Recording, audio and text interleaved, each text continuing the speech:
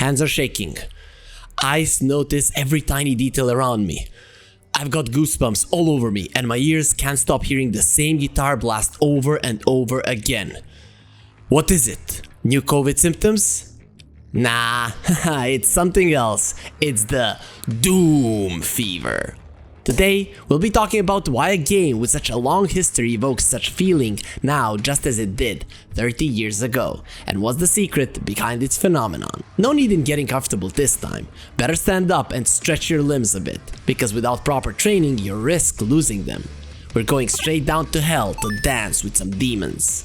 This dance might be your last one, so descend at your own risk. All set? Then let's get going.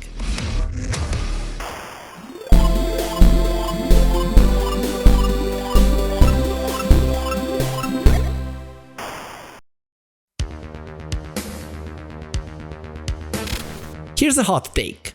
Doom is the game that created the concept of level design and this section of game development in general within the whole video game development process. This is because of the type of the project. By straying away from the dogmas of Wolfenstein, the developer company ID Software changed the static corridors to a more or less open space, where the gamer is free to choose where he wants to go. This created some problems with the planning of combat. Now, the game developer was no longer the director of the in-game situation. It could unravel in many different ways, and its bits could come in more than one order. But what do I mean by bits? Let me explain on the example of the first level of the game. The player enters the room with two exits. Right in front of him is a corridor full of mobs. On the left, some stairs. The player can go, rush forward, and die. So he needs to explore the location first and go left. There, he will encounter enemies with shotguns, but they can be dealt with. After that, the player can pick up the shotgun and go upstairs to get the armor. This armor and the weapon are the story bit. Immediate confrontation or getting an important artifact, health and ammo is what breaks the gaming process into stages. As for the freedom, both exits offer the same reward, as the corridor leads to a lake that also has armor. But the paths the player has to take to reach it are different. Moreover, they are put together with a single lever near the stairs that helps to reach that very lake. Such contraptions, buttons, tumblers and levers that open passageways are the crucial gameplay features. You can't beat the game without them. As simple as that. That is, the player must pull the lever, and that hints the importance of this area of the location, which means that at the beginning, we're kind of purposed to make the right or the wrong choice. What matters here is freedom. The choice made by players defines the way in which the game situation transpires. This brings variety of the gameplay. To reach such goals, the developers simply scatter the bits, weapons, armor, etc., and then give the freedom to interact with them as the gamer pleases. And that's the awesome part. In an article by developer company Pixonic called Level Design 101, the language of location design, the author noted very well that 1993 Doom was about feeling, action, and momentum. What does it mean? I personally would describe the triad like this. Feeling is being at a certain place, which is like a crossroads where you have to make a choice. Action is the choice itself, as well as shooting and the feelings that you get from it. Momentum is that split second in which the choice is made or the trigger is pulled. The entire game is built on the intertwining of these three beginnings, but all of them affect the player's space, which encourages the dynamic action, the understanding of the feelings you get from it, and the choice itself. What I meant by all this is that for 1993, such an approach was revolutionary. This alone would have ensured Doom fame for centuries to come and the phenomenon video from us. As if it goes without saying. Which is of course, is much more prestigious than all the world fame. But the game had other things and features, which we will be examining one at a time. For now, let's have a look at how the philosophy of level design was respected in Doom 2016. First level. What do we see? A corridor with basic mobs. No freedom at all. Almost rail-like gameplay whose sole purpose is to teach the player the ground rules of local action. At the end of the corridor, we get another rule. Arena as bit of the campaign. Here, the developers actually did a great job. The scale of the game has been greatly increased compared to the original, and so has the importance of the bits. Of course, there's some serious weapon improvements and so on, but dividing a level into such arenas is significantly easier, especially because it's impossible not to notice them. Each battlefield must first be activated. The first corridor level teaches the player this activation process, and only at the end does it show the gameplay innovations, thus demonstrating how is the new game different from the 1993 game in terms of mechanics. So, what do we have? What we have is a precedent. The first Doom is about revolutionary approach to level creation, as well as about bringing choice to the concept of an ordinary shooter. Modern Doom is about consecutive introduction of basic mechanics for the sake of further development of gameplay and player space. Seems like a regress, doesn't it? Well, not quite. Allow me to say a few words about the vertical gameplay. The modern game does not unfold in just one plane like before, when the engine didn't allow jumping or changing heights. Now, jumping and heights changing is one of the game's features. It's an additional mechanic that gets its own development, thereby bringing variety to the gameplay. See what I'm saying? The phenomenon mainly consists in the original formula, which has simply been improved. And yes, the first choiceless corridor level is also part of the upgrade of the former level design, because right after the 4 tight walls the player is released into, surprise surprise, a semi-open location. Here, he is free to go wherever he wants. That is, when at first Romero and Carmack combined training with choice, now the developers have separated them so that it'd be more comfortable to enter the flow of the game that is significantly larger than the original. Now more about this decision.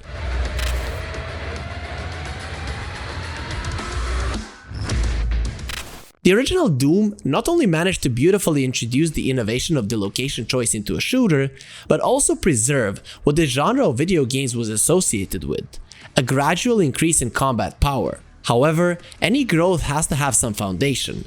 In our case, it's learning basic mechanics.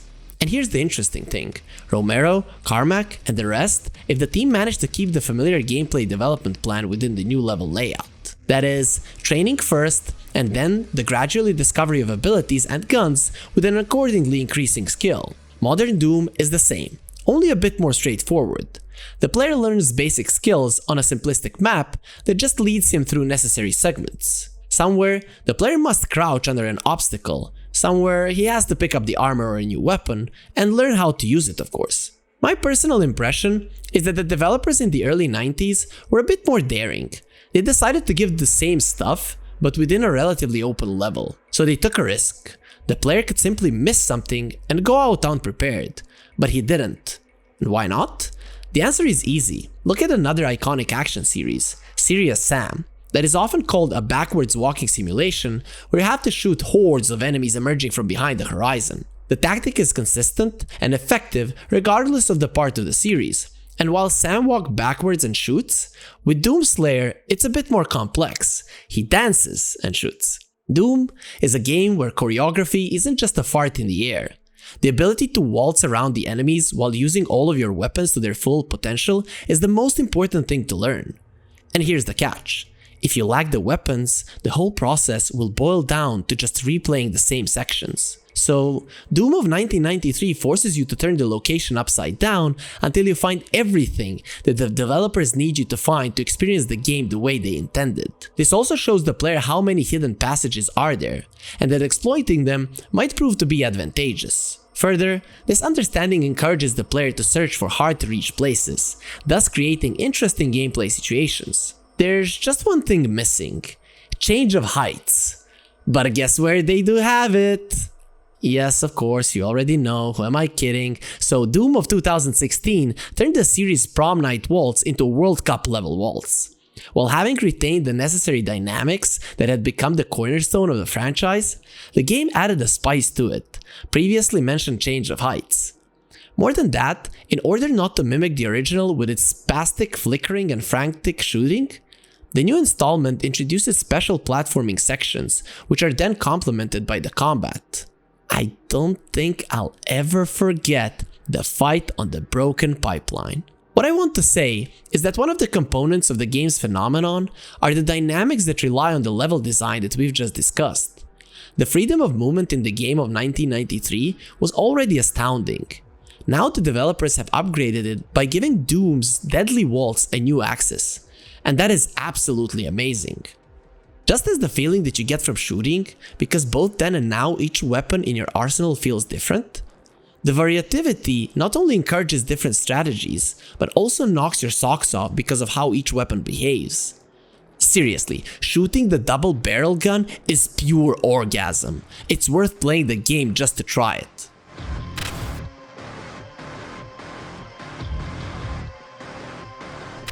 A stereotypical gamer doesn't know much about style. What matters for him is that everything looks in place in the player space. And the fact of the matter is that it's actually the most important part of any game's art design, so that everything is consistent. But when the environment is literally glowing with originality, matching to the story and the main theme of the game, it greatly boosts the immersion. In this regard, Doom has always been consistent. Consistently awesome? No, Doom 3, get out! That wasn't about you. Shoo shoo shoo. Phew. Where was I? Oh yes. To better understand what I'm talking about, what associations do you have with the word hell or the phrase demon over on Mars? Good. Now keep that picture in mind and look at what does the title focus on. As an example, let's take the description of the Mancubus, a lumbering behemoth demon. Mancubi gorge on anything they can find and are not adverse to eating rancid flesh. Their diet rots in their digestive system, making their innards highly flammable. Mancubi have taken their disgusting physical condition and turned it into a weapon. As they reach maturity, a chitinous growth begins to form over each hand, creating a hard sheltered barrel. As the flesh inside decomposes, a noxious effluvium begins to leak from the barrel. So juicy, isn't it? I bet it was quite close to the image in your head. At first, the series was trying to balance between high-tech science fiction style with panoramas and Inferno, but in the second part, it abandoned all the courtesy and dared to show the player what Inferno on Earth would look like. Everyday life became infested with skulls, pictograms, and the living dead. The art designers formed an image of hell that provides a whole new experience. You may think that it wasn't that scary in pixel form, but don't underestimate gamers' imagination in those years. But any fear completely dissolved in the iconic guitar jams of the first and second parts. I've already said about dance being the basis of the gameplay, and any dance needs music. The original Dilogy has no problem with that. Dynamics as the heart of the whole game's philosophy was heavily complemented by its soundtrack, powerful, vibrant, and aggressive. This is exactly what the third part lacked in 2004. Just dark corridors without any interesting design solutions and a soundtrack that induces suspense rather than encourages action. That wasn't the Doom we know, and the whole series has since been ignoring its existence. That's probably why they decided to start from scratch, which eventually led to the 2016 game. And will I be damned, that shit was good. Here's a quick comparison. The soundtrack of the third part, kinda cool, but a bit slow, right? Well, as they say, cognition comes through comparison. Please welcome the soundtrack from the 2016 game.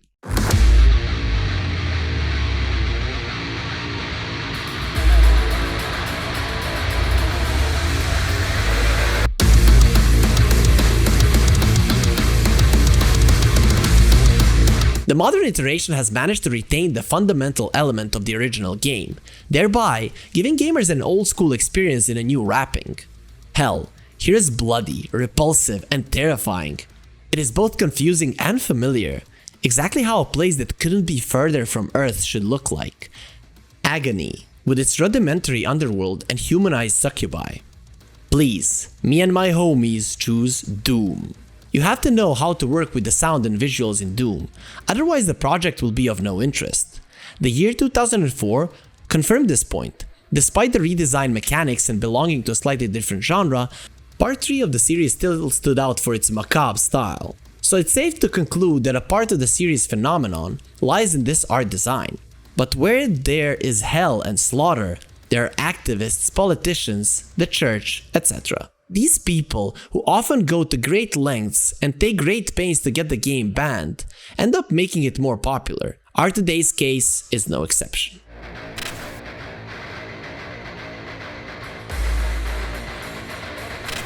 Here's another overused statement. One of those that are considering mauvais ton for an article or an essay, yet I literally stuff my texts with them. So here it comes.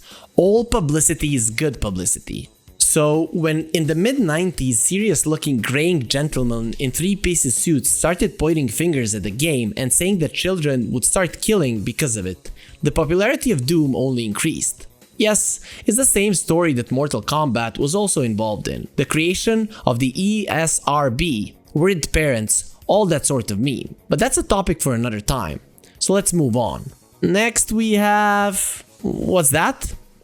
Oh, next we have the media accusations that Romero and Carmack's creations turns kids into cold-blooded murderers? The accusations were naturally false and unfounded. There's no correlation between the insatiable desire of slaying a couple of cacodemons before bed and slaughtering an actual person, but the word got around and brought attention to the game, raising its popularity. In the 21st century, there has already been a film adaptation, failed, a threequel, failed, and a sweeping trend running the classic Doom on anything that has a screen. This flash mob, on the contrary, was a stunning success. Not so long ago, they even launched the game on a pregnancy test. I think that's the best proof of the game's iconic status. But more importantly, it shows how incredibly popular the game is. It's almost ubiquitous, covering almost the entire gaming community. Moreover, the same can be said about the new installments of the series, because in addition to the older brothers like PC, PlayStation and Xbox, the game was also released on a portable console from Nintendo, which allowed me personally to have fun with it while being on the road. So let's sum up the Doom phenomenon, point by point. Its name was taken from the movie The Color of Money, where the word is said by Tom Cruise. What you got in there? In here?